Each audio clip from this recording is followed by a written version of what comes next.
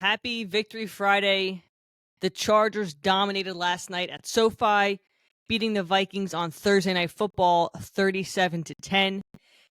This was a complete performance by the offense, the defense, the special teams. Everything was clicking for the Chargers on a short week, and they made a statement win in prime time yesterday. We're going to go through all the stats. We're going to go through the film. We're going to go through some analysis and then answer your fan questions that you left me on X today. So we have a lot to go through in this episode. As I mentioned in my prior episode, I was at the game last night. It was awesome. The Superchargers, uniforms, the stadium, everything was just so sick. I hope that the Chargers make this Superchargers uniform happen more than once a year. It was just a total vibe. It was awesome. But we got a ton to go through in this episode and not a lot of time to do it. So if you haven't already, be sure to like, subscribe to the Extra Edge Podcast on YouTube. You can also follow me on socials. I am at Electric Edge Pod on X, TikTok, and Instagram. Like I mentioned, there's a ton to go through from this game. A lot of good that happened yesterday. A lot of cleanup that happened from Sunday. So with that being said, let's get into it.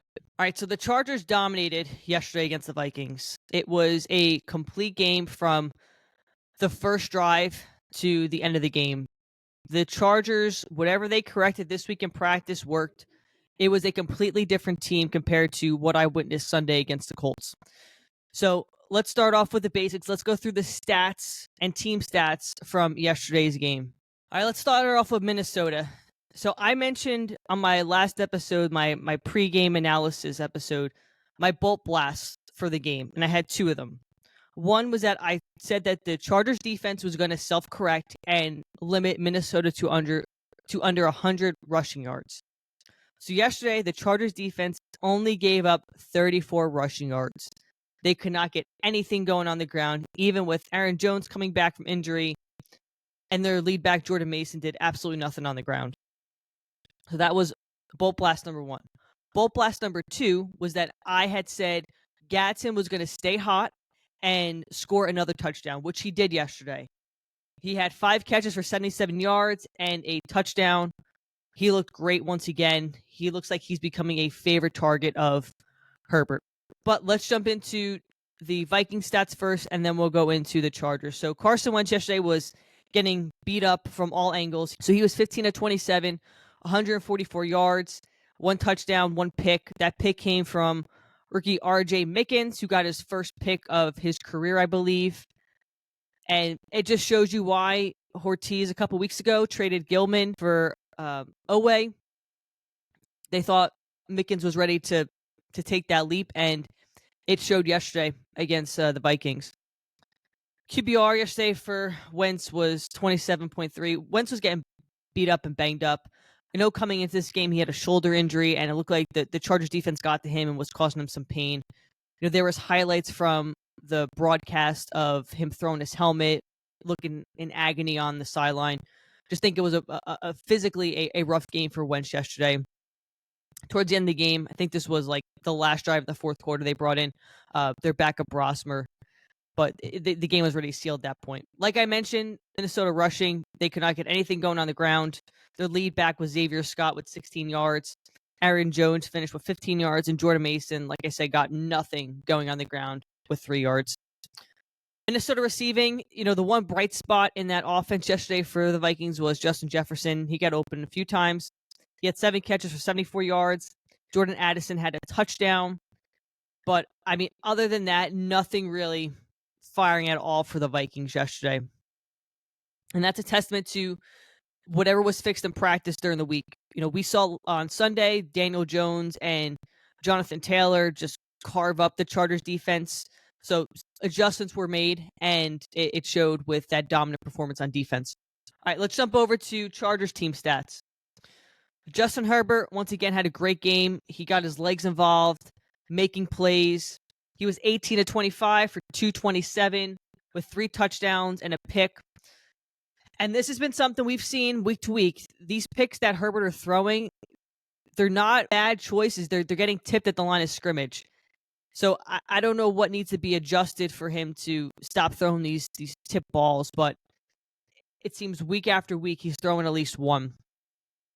So I'd like to see that get corrected. But I mean, he had a great game yesterday. He used his legs, made plays when he needed to, just dominant. He finished with a QBR of 96.2. Finally, the Chargers rushing game got going yesterday, which was awesome to see.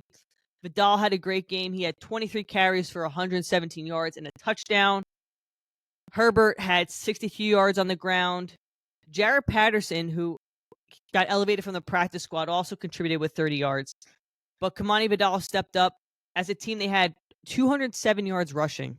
The 212 yards passing, right, minusing the sacks. 207 yards rushing. When's the last time you've seen that complete game from this Chargers offense where it was so balanced? Like that's what we should be seeing. And I will tell you this, and I'll probably bring this up a little bit later too. A big piece of that is having Joe Alt back. Joe Alt back on Herbert's blind side. He can make the plays and improve the running game. And and we'll talk about this too in a little bit, Bobby Hart played phenomenal last night as well. So I would love to see more of these complete games with the Chargers, especially as this season progresses and with these tough opponents coming up like the Steelers, got to play the Jaguars, got to play the Chiefs, got to play Denver again. It's a gauntlet after Tennessee. So let's hope that this is a sign for good things to come. As far as the receiving end, Ladd had 6 catches for 88 yards, and that touchdown pass was towards the end of the first half. And I'll bring up the film on that pass in a bit. But Herbert actually gets hit in the arm as he's throwing the ball and still hits Ladd on a dime, which was just incredible. I had to going through some all 22 film this morning. I saw it. I'm like, that was just amazing. It was just a perfectly placed ball. Like I mentioned, Oronde Gadsden, another great game from him. 5 catches for 77 yards and a touchdown. Keenan Allen, 4 catches for 44 yards. He had a couple third down conversions, I believe. Kamani Vidal had 1 catch for 10 yards, and Trey Harris had that touchdown catch as well. He got his first touchdown of his career. Not as much of spreading the ball around the field. Like QJ didn't have a catch yesterday, but this game plan worked. I thought it was well executed, and there's some other pieces we'll go through as far as the game plan here in a bit. Let's go through some team stats. Let's talk about offensively. Total yards for the Vikings, they were held to 164 yards. The Chargers had 419 yards of offense. Testament to the defense. Even with Derwin James getting injured yesterday, I know Tarheeb still went out with a knee injury. This defense was just dominant and firing on all cylinders. Justin Herbert only had 2 sacks yesterday, which is an improvement. Like I said, I think Alt coming back made a world of a difference for him. The Chargers defense got to Carson Wentz 5 times, like I mentioned. I mean, the rushing difference here is amazing. 34 yards to 207. Penalties, we both had 8, but we limited our penalty yards to about 46, and then just totally dominated time possession yesterday. 20 minutes to 39 minutes. Turnovers were even at that point. But like I said, dominant performance, and we're going to go through some PFF grades. Some players really elevated. Justin Aboybe, once again, great game. Building on his performance last week, he had 2 sacks. Ben St. Juste's been playing very well. I know that he has a reputation in Washington with Commanders fans, but he's been playing very well, have to admit. And we're going to go through all that here in just a few. So Herbert right now, once again, he's still leading the league in passing yards with 2140.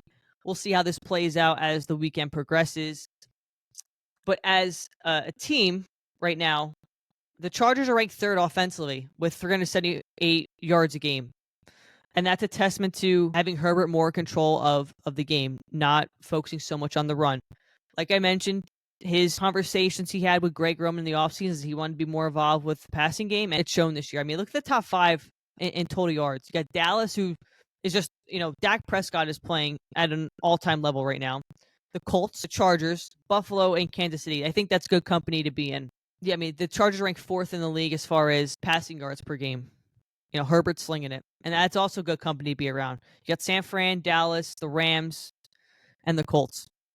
One other piece I wanted to talk about with that 5-sack game yesterday, the Chargers are 5th in the league as far as sacks. So as a team, they have 22 sacks, which is a good thing to see. And I think adjustments that were made over the week, really putting pressure on Carson Wentz. Like I talked about in my pregame episode, get pressure on Carson Wentz. He's going to make mistakes, which he did. He threw a pick, couldn't really get anything going in the passing game, and then the run game suffered because of that. All right, so let's jump into PFF grades from yesterday. Let's start with the offense for the Chargers. So top 5 in PFF grades. Herbert leading the charge yesterday at 93.6. Keenan Allen at 87.8. Kamani Vidal is at 3 at 80.3. Ladd McConkey is at 4 with 74.7. And OG is at 5 at 70.7. Now, here's the issue I have. Look at this bottom 5. You got Bradley Bozeman once again at the bottom. Foster Sorrell, who he came in for Kai Becton because Becton went down with a knee injury. Not going to fault him too much. But rounding out the 5, you have Mekhi Becton. Mekhi Becton has not played well as a Charger so far. The dude is always hurt. He hasn't played a complete game yet. And this is shaping up to be a bad free agent signing for the Chargers. And he's on a 2-year deal. I don't know what he has to do to get right, but it just hasn't been the same level of play he had last year with the Eagles. I also want to give credit to Bobby Hart. Bobby Hart coming off the couch, coming into a starting role. He has played very well. He had probably his best game yesterday so far as a Charger. I mean, his pass block grade is 80.3. I think he's really stepped up. Trey Pipkins, he was active yesterday. He didn't play. That's something to keep an eye out on as to who these starting 5 are as for practice next week. But we're going to talk about the comparison between Bobby Hart and Trey Pipkins because I got asked about it on X. So we'll go through that here in a bit. Okay, let's talk about defensively. Cam Hart, number 1. Cam Hart played great against Justin Jefferson yesterday. He led the charge at 92.4. Khalil Mack played great. He was at 90. Denzel Perriman, 75.9. RJ Mickens with that pick yesterday. He's at 75.1. And Derwin James at 71.3. This was also asked on X about Derwin James. So news came out, and we'll talk about this in a few, that Derwin James does have an ankle sprain, but does look to be serious, which is a great sign. Bottom 5 for the Chargers defense, Daquan Jones at 29.8, Jamari Caldwell at 51.8, Ben St. Juste at 52. PFF stats are subjective, right? But, I mean, he did a great job yesterday as far as tackling, but the average came out a little low.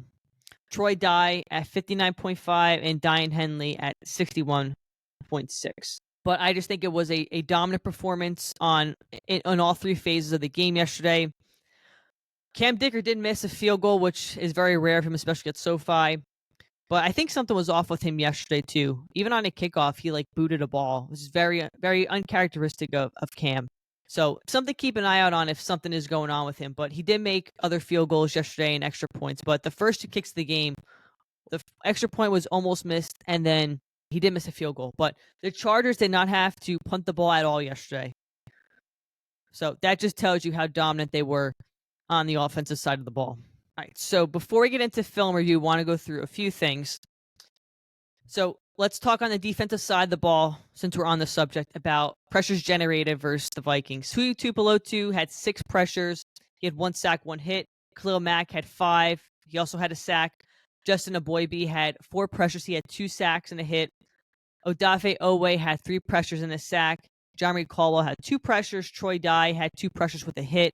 Bud Dupree had 2 pressures. Cam Hart had 1. That was a hit. Diane Henley the same. He had a hit. And Derwin James 1. So let's talk about, on the offensive side of the ball, this offensive line. Pass blocking grades versus the Vikings. Joe Alt, 0 sacks and 0 pressures given up. That just speaks volumes for itself. Zion Johnson, 1 sack, 2 pressures. Bradley Bozeman, 3 pressures, 0 sacks. Mekhi Becton, 0 sacks, 1 pressure. Bobby Hart, 0 sacks and 1 pressure. And Foster Sorrell, 0 sacks and 6 pressures. Like I said, I don't know what Mekhi Becton has to do, but he just hasn't played at the level that he did last year with the Eagles. And hopefully this mini bye that the Chargers have can get him self-corrected and get him playing at the level he did last year. So still on the topic of the offensive line, there was a next-gen stat that came out yesterday as well.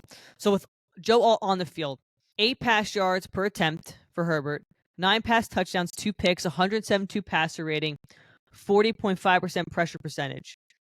That pressure percentage is still high, but when he's not on the field, there is an immediate drop-off, right? 6.7 pass yards per attempt, 7 pass touchdowns, 5 picks, an 88.6 passer rating, and a 45.5% pressure percentage. I think it was Scott Quessenberry, who used to be on the Chargers. He was a center. He put out, could you imagine if Rashawn Slater was healthy, how good this offense will look? I talked about this last week with the Colts game. Depth matters, and the Chargers have minimal depth on this offensive line. And when you get a high caliber player like Alt back, it shows how important that depth really is. So we'll see what happens as well with the trade deadline approaching if the Chargers can get some depth for this offensive line, but that remains to be seen. Some other cool stats I found about the game last night. So the Chargers offense featured 22 personnel, which is 2 running back, 2 tight end, on 27 plays, tied for third most by an offense in a game in the next-gen stats era, which is since 2016. So with that personnel on the field, the Chargers offensively gained 145 yards, 2 touchdowns, and a 63% success rate out of 22 personnel. So what that tells me as the casual fan is having extra blockers in for Herbert with this offensive line is giving him just a little bit more time to operate, move around the pocket, and make plays down the field. So I think that this game plan is what they need to continue to run with going forward. Just give Herbert a little bit more time to operate, and he's going to make plays down the field for you. I mean, Herbert yesterday against the Blitz was phenomenal too. He was 13 of 15 for 162 pass yards, 2 touchdowns, 123.5 passer rating. Just lights out. I have to say a majority of these rookies yesterday for the Chargers really stepped up. I mean, we had Oronde Gadsden continuing his hot streak. Trey Harris got his first touchdown catch of the year. And we know how good he's been in the blocking game as well.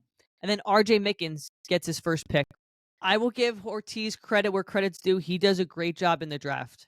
I mean, the past 2 drafts he has hit on a lot of picks. Now, if we can only get this fixed when it comes to free agency, I'll be really high on this team. But I still think we need to fix some of these offensive line issues, especially in the interior. Let's hope all can stay healthy. And I think maybe one second-tier offensive lineman can definitely help this team moving forward, like I said, especially into these gauntlet games against teams like the Steelers, the Jaguars, the Chiefs, the Broncos, the Cowboys even. So we'll see about that. Okay, then on to the injury front.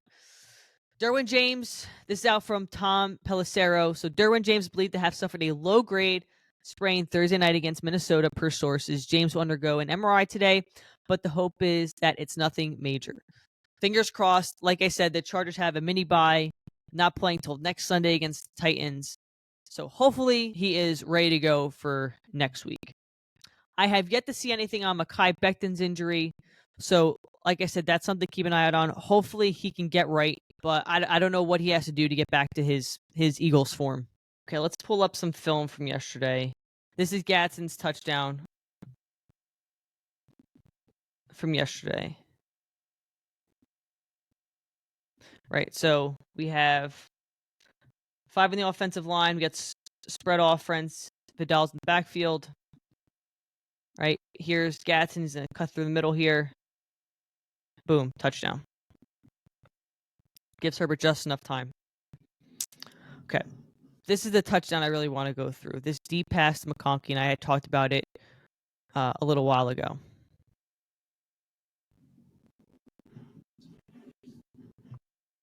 So the Chargers were driving towards the end of the first half.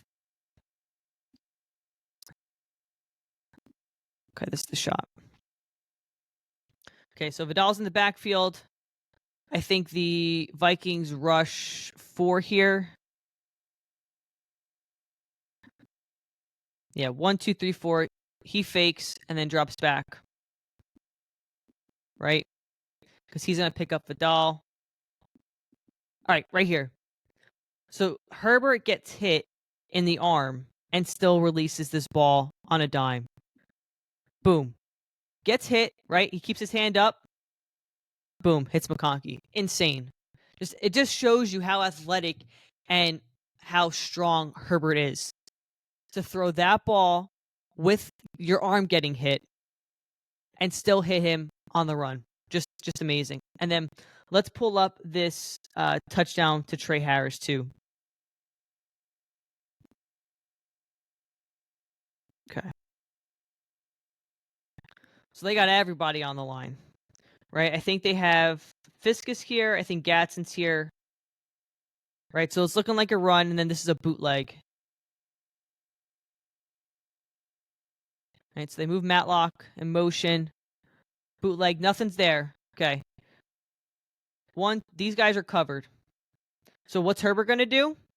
He's going to make something happen with his legs. So he's going to run up in the pocket, and then Trey Harris, who's hanging out here, is going to turn and get open. Right? Bloop. Herbert's here. Trey Harris gets open. And boom.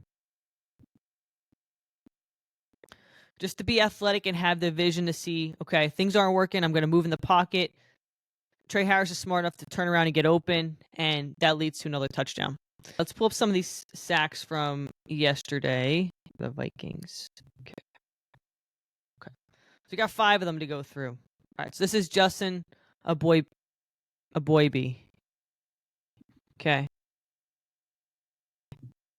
Let's start this again. So we have, I believe it's Owe on the edge. Right? Yep, so he rushes, Aboybe comes up and takes down Carson Wentz for sack 1.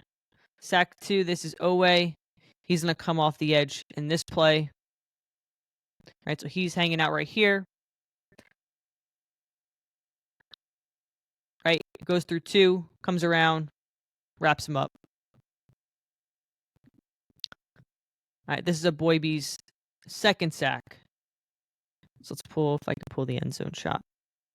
Yeah, okay.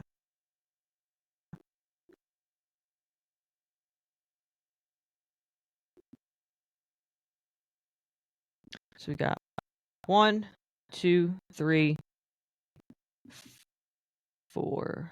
All right, so the Chargers I think rush 4 here. Tooley comes in, and then Aboybe wraps him up. This is Khalil Mack's sack from last night.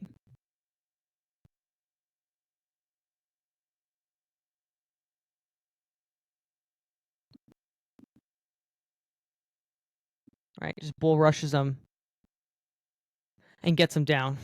It's great to see Khalil Mack. Last week get a sack, and this week get a sack. So I think the 13 days as well is going to do him some good.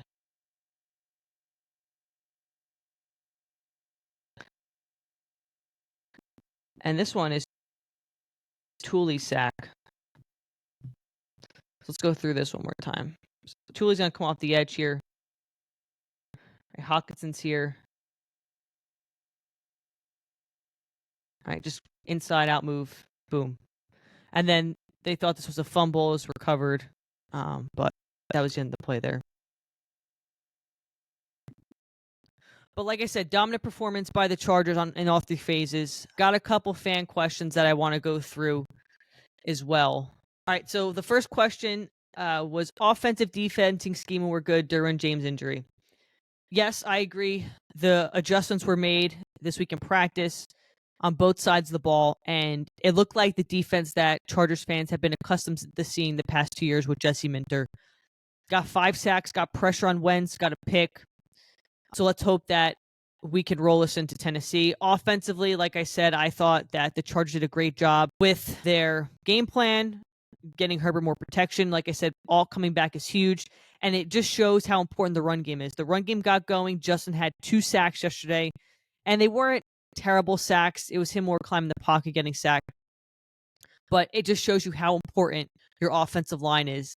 Your offensive line in turn can get the run game going. The run game takes pressure off the pass game, and you have a dominant performance like that. And they also asked about Derwin James' injury. So it's looking like it's not too serious. He will have an MRI today, and hopefully he is ready to roll next week against Tennessee. Got another question about Bobby Hart. Is he a legitimate option for right tackle over Pipkins?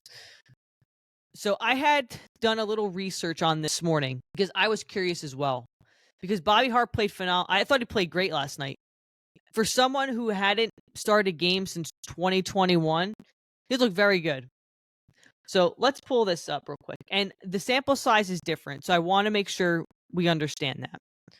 All right, so this is Pipkins PFF grades for this year so far. So he's had a pretty rough stretch. I mean, I thought weeks 1 and 2 he's played very well. I mean, if you look against the Raiders, his pass block was 84. I thought he did a good job with keeping Max Crosby away from Herbert. And then you've seen this bad trend, right? So the Giants game was okay. Didn't play too well against Denver. Washington was bad. And then he didn't play against the Colts. And then he got a few snaps in last night. But I won't factor in that. But Washington was the game he got hurt too. It's a pretty average play. You can say below average play for Pipkins. I want to reiterate, the sample size is different. So this is Bobby Hart. So Bobby started against the Miami game, Indy, and then last night. First game right out of the gate, I can't expect too much of the guy. Like I said, hadn't started a game in 4 years, right? But then he played pretty well against Indy. I mean, 68.4 isn't bad considering what was going on the offensive line. Yesterday his average is a little down, but look at his pass block. He's at 80.3. I think we need a little bit more sample size on Bobby Hart, but don't be surprised if he starts again against Tennessee, especially if Pipkins isn't 100%. But I don't know what the extent of his knee injury is. He had a brace on. He did play some snaps towards the fourth quarter, but definitely something to keep an eye out on, especially if he's playing at this pretty good level for who he is at this point. Very interesting. It was a great question, and I wanted to see for myself. I also want to talk real quick. Let me pull this back up because I wanted to compare pressures that he's allowed. So Bobby Hart this year has allowed 4 hurries. He hasn't given up a sack. Now, if we look at Trey Pipkins, he's given up 2 sacks. Game against Denver and then Washington when he got hurt. 2 hits and 13 hurries. Like I said, different sample size, different defenses they're playing against. I think it's something to keep an eye out on, but it's also something to keep an eye out on as practice continues next week to see who those starting 5 are on the offensive line. But that was a great question, and I had to do my research this morning. So, like I said, he's playing at a great level for who he is, so we'll see if the Chargers want to roll with it. And then the last question I got was about Oweh's resurgence. I mean, with the trade happening a couple weeks ago, Oweh last year had 10 sacks with the Ravens. The Ravens have just not been a good team. It's almost like you get a change of scenery, change in coaching. Sometimes that does you a world of good. And I think also having some of these key players on the defensive line, right? Tooley's been playing well, so there's going to be more eyes on him. Khalil Mack coming back, going to be eyes on him. Even the interior, Tier Tart, John Marie Caldwell are getting interior pressure, so that opens up things for the edge rushers. He's had 2 sacks so far as a Charger. I think he's playing very well. I think, like I said, I think it was a great trade, especially with the depth the Chargers had at safety. And it's showing that R.J. Makins is stepping up with Gilman gone. But I hope that this resurgence continues, and he may get close to his 10-sack total from last year. And that would be a huge win for Ortiz and his front office, trading for a high-caliber player on that defensive line like Oweh. So those are some great questions. I really appreciate that individuals responded on X. Would love to do this more often, hearing fan questions and feedback so we can talk about them on the show. But great questions for today's episode. So with that being said, be sure to subscribe to Electric Edge Podcast on YouTube. You can also listen on Spotify and Apple Podcasts. I am on socials at Electric Edge Pod on X, TikTok, and Instagram. So Charger fans, let me know your thoughts about yesterday's game, the dominant performance on Thursday Night Football. Love to hear all your thoughts and comments. And if you're at the game last night, let me know as well. I was there up in 532. Always a good time at SoFi.